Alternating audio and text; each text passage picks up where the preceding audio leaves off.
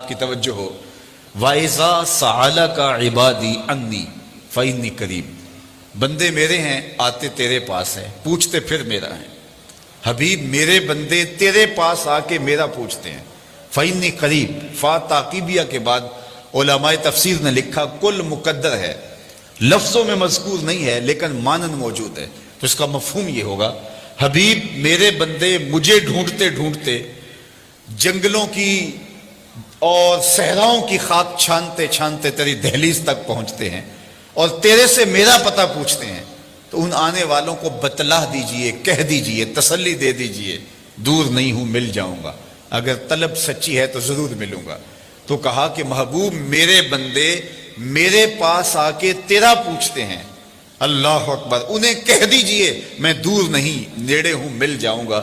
یہ ترجمہ کل کے مقدر ہونے کے ساتھ ہے، لیکن اہل تصوف نے کہا، صوفیہ کہتے ہیں کہ کل مقدر ماننے کی ضرورت ہی کیا ہے، بات ہی سیدھی ہے۔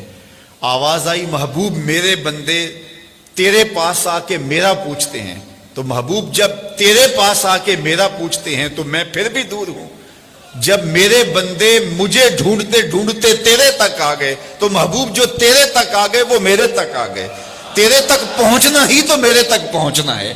اقبال بولا خضر بتلائے تو کیوں کر بتلائے، اگر ماہی پوچھے کہ دریا کہاں ہے، محبوب تیری چوکھٹ پہ آ کے پھر بھی میرا پوچھ رہے ہیں، جو تیرے ڈیرے تک آ گئے محبوب وہ میرے تک آ گئے۔ اور میرے امام بولے بخدا خدا کا یہی ہے در، نہیں اور کوئی مفر مکر، جو وہاں ہو یہیں آ کے ہو، جو یہاں نہیں وہ وہاں نہیں، وہی لامکاں کے مکی ہوئے، سر عرش تخت نشی ہوئے، یہ نبی ہیں جس کے ہیں وہ مکان، وہ خدا ہے جس کا مکان نہیں۔ تو خدا تک پہنچنے کا راستہ ہی یہی ہے۔ قرآن مجید میں ایک اور اسلوب دیکھیے، قل ان کنتم تحبون اللہ فاتبعونی یحببکم اللہ، اے حبیب آپ ان کو فرما دیجئے اگر تم اللہ سے محبت کرتے ہو، یہ تمہاری طلب ہے، تم اس کے پیار میں نکلے ہو، اس کی محبت میں نکلے ہو، تو پھر کیا کرو، ساری زندگی لگے رہو گے، خدا کی قربت تمہیں نصیب نہیں ہو سکتی۔ خدت کی گتھیاں سلجھا لو لیکن صاحب جنون نہیں بن سکتے جب تک یہ چوکھٹ تمہیں نصیب نہیں ہوتی۔ حکیم نیٹشے ساری زندگی عقل کے بل بوتے پہ خدا کو ڈھونڈتا رہا، زندگی گزر گئی لیکن خدا تک رسائی نہیں ہو سکی۔ اقبال نے بڑے دکھ سے کہا کاش بودے در زمانے احمدے تا رسیدے بر سرودے سرمدے، وہ اپنی عقل کے بل بوتے پہ خدا تک پہنچنے کی کوشش میں ساری زندگی گزار دیتا ہے۔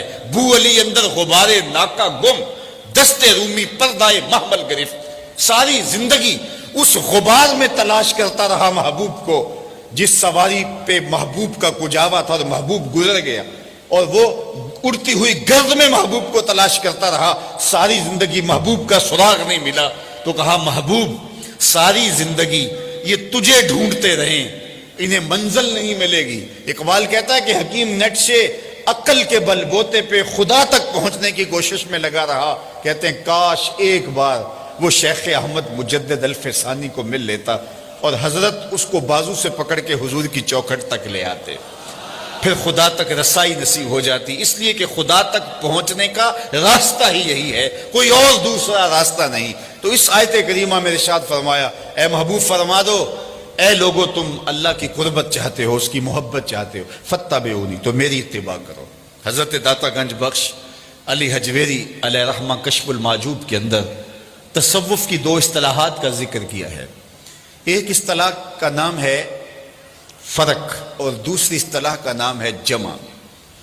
جس طرح جمع تفریق ہوتی ہے تصوف میں بھی یہ ان معنوں کے اندر جو مفہوم حضرت داتا صاحب بیان کرتے ہیں وہ یہ ہے، فرق کیا ہے، جب بندہ اللہ کی طلب میں نکلتا ہے اور اپنی نفسانی خواہشات کو ترک کرتا ہے اور عزم سفر ہوتا ہے، اس کی یہ سلوک کی منزل، اس کی تگ و تاز، اس کی جد و جہد، اس کی محنت، اس کی کد و کاوش، اس کے رت جگے، اس کے آنسو، اس کی سسکیاں، امید وصل کے لیے اس کی بھاگ دوڑ، یہ فرق کہلاتی ہے۔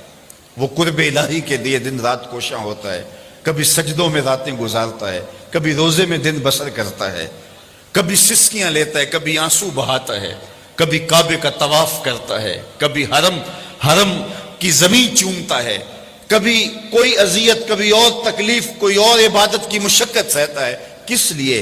کہ مجھے اللہ کی قربت نصیب ہو جائے۔ کہا اس ساری منزل کا نام فرق ہے، لیکن فرق کے راستے پہ ساری زندگی پہ کوئی گامزن رہے تو اس کو منزل نصیب نہیں ہو سکتی، خدا کا قرب نہیں مل سکتا۔ قرب الہی تب ملے گا جب جمع کا ضابطہ جو ہے وہ روح پذیر ہوگا۔ اور جمع کیا ہے؟ جب اس کی کرم نوازی ہو اور وہ بندے کو اپنا قرب عطا کرے۔ بندے کی طلب، بندے کی تڑپ، اس کا التہاب، اس کا پیچ و تاب، اس کا اضطراب، اس کی سسکیاں، اس کی عبادتوں کا گداز، اس کا رونا دھونا اور اس کی تڑپ اور اس کی بےتابیاں اور اس کی بے چینیاں ساری زندگی بھی رہیں، لیکن خدا کے قرب کی کوئی انتہا ہی نہیں ہے۔ ساری زندگی سفر کرتا رہے لیکن منزل اسے نصیب نہیں ہو سکتی، اس لیے کہ اس کی قربت کی کوئی انتہا ہی نہیں ہے، تو وہ چلتا رہے گا، چلتا رہے گا۔ وہ کیا کسی نے کہا تھا کہ نہ سفر بشرط معال ہے، نہ طلب بقید سوال ہے، فقط ایک سیری ذوق کو میں بھٹک رہا ہوں کہاں کہاں، میرے دل کی یہ خلوتیں کئی بار سج کے اجڑ گئیں، مجھے بارہا یہ گما ہوا تم آ رہے ہو کشاں کشاں۔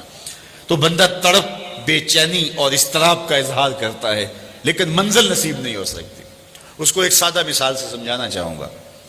بہلول کا نام آپ نے سنا ہے، مشہور مجاذیب میں ہے، اور یہ وہ لوگ ہوتے ہیں کہ تجلیات کے وفور سے جن کا شیشہ عقل ٹوٹ جاتا ہے، اور دنیا انہیں پاگل کہتی ہے، دیوانہ کہتی ہے، لیکن سادی کہتے ہیں سادیا نزدیک رائے عاشقاں، خلق مجنو نندو مجنو عاقل است۔ لوگ کہتے ہیں یہ پاگل ہیں، لیکن حقیقت میں عقل والے یہی ہیں جو یار تک پہنچنے کا راستہ ڈھونڈ چکے ہیں، جو ہر وقت اس کے جلووں میں مبہوت رہتے ہیں۔ اصل تو عقل ان کے پاس ہے، شعور تو ان کے پاس ہے۔ بہرحال بہلول دجلہ کے کنارے گھومتا اور عجیب و غریب اس کی بظاہر حرکات تھی۔ ہارون الرشید ایک دن اپنے محل کی چھت پہ ٹہل رہا تھا، اس نے دیکھا کہ نیچے بہلول گزر رہا ہے، اس کے دل میں خیال آیا تو اس نے خادمین سے کہا کہ جلدی بہلول کو میرے تک پہنچاؤ۔ تو جو مامور تھے خدمت پر، انہوں نے اوپر سے نیچے کمند پھینکی، نیچے والوں کو اشارہ دیا، انہوں نے بہلول کو پکڑ کے ڈولی میں رکھا، اوپر والوں نے کھینچ لیا۔ 2 لمحوں کے بعد بہلول بادشاہ کے سامنے تھا۔ بادشاہ نے بہلول سے پوچھا مجھے ایک بات تو بتاؤ، تم خدا تک کیسے پہنچے ہو؟ مجھے یہ بات بتاؤ تم خدا تک کیسے پہنچے ہو؟ تو بہلول نے 2 لفظی جواب دیا، کہا بادشاہ جیسے آپ تک پہنچا۔ جو اللہ کے بندے ہوتے ہیں ان کی لمبی تقریریں نہیں ہوتی، بات میں سادہ و آزادہ، معانی میں دقیق۔ اقبال نے جو مرد کلندر کی نشانیاں بیان کی ہیں ان میں سے ایک نشانی بات میں سادہ و آزادہ، معانی میں دقیق۔ تو کہا کہ جیسے آپ تک پہنچا ہوں۔ بات تو سادہ سی تھی، لیکن ہارون رشید کہنے لگا میں سمجھ نہیں پایا۔ کہا بات تو آسان ہے، تم نہیں سمجھ پائے تو میں کیا کروں؟ کہا تشریح چاہتا ہوں۔ کہا سنو، میں خود آنا چاہتا تو درخواست لکھتا، پھر دیوان خانے میں جاتا، جمع کرواتا، کئی مہینوں کے بعد ایک پروسیس کے بعد آپ تک پہنچتی، پھر آپ کی مرضی ہوتی تو آپ اس درخواست کو قبول کرتے، نہ کرتے، قبول کرتے تو پھر اپنی مرضی کا وقت دیتے۔ وہ مہینوں سالوں کے بعد بھی ہو سکتا تھا۔ پھر اس وقت پہ میں پہنچتا، آپ کے کوئی ضروری مہمان آ جاتے، کسی اور سلطنت کے سفیر آ جاتے تو میری ملاقات وہیں رہ جاتی۔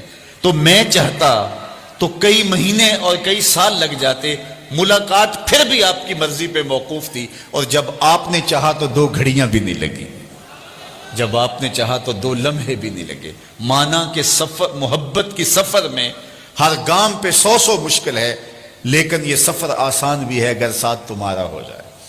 تو کہا کہ بندہ چاہے تو ساری زندگی فرق کے راستے پہ گامزن رہے لیکن منزل نصیب نہیں ہوتی، لیکن جب وہ چاہے تو جمع کا قاعدہ جب سامنے آتا ہے تو پھر 2 لمحے بھی نہیں لگتے۔ اب وہ جمع کا قاعدہ کس طرح سامنے آتا ہے تو اس آیت کریمہ میں بتایا، قل ان کنتم تحبون اللہ، اے محبوب فرما دیجئے لوگو اگر تم اللہ کی طلب میں نکلے ہو، اس سے محبت کرتے ہو، فاتبعونی، تم میری اتباع کرو، تو پھر کیا ہوگا؟ تم طلب کرنے نکلے تھے، تم تلاش کرنے نکلے تھے، یحببکم اللہ، وہ رب ہو کہ تم سے پیار کرنے لگ جائے گا۔ یعنی حضور اگر درمیان میں آ گئے تو تمہاری طلب، تمہاری جستجو بامراد ہو جائے گی۔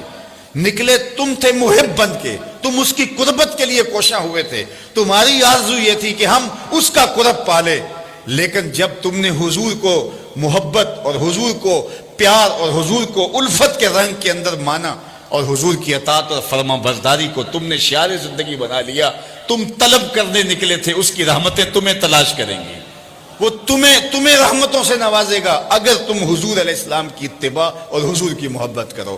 اس لیے خدا تک پہنچنے کا ایک ہی راستہ ہے اور وہ حضور کے قدموں تک پہنچنا ہے۔ اقبال کے سارے کلام کا رس نچوڑیں تو خلاصہ یہ نکلتا ہے کی محمد سے، ایسا خلاصہ یہ نکلتا ہے بمصطفیٰ برساں خیش را کے دی ہماؤست، اگر بہو نہ رسیدی تمام بولا بیست۔ اقبال کہتے ہیں اپنے آپ کو کھینچ کے حضور کے قدموں تک لے جا، سارا دین اسی کا نام ہے، اور اگر تو حضور تک نہیں پہنچا تو کلمہ پڑھ کے بھی ابو لہب کا ابو لہب ہی رہا ہے۔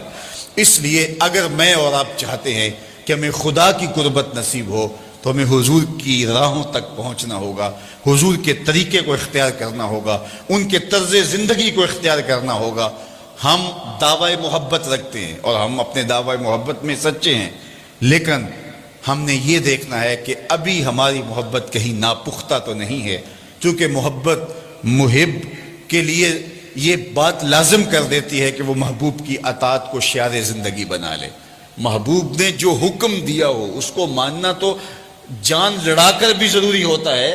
محب تو محبوب کی صرف منشا کو دیکھتا ہے کہ محبوب کی منشا کیا ہے، محبوب کا حکم وہ تو حکم ہوتا ہے، محبوب نے کہہ دیا تو پھر اپنی خواہش کیا رہ جاتی ہے، تیرے ہندیاں سندیاں محبوبہ میں کافر ہوا جے میں ہوا۔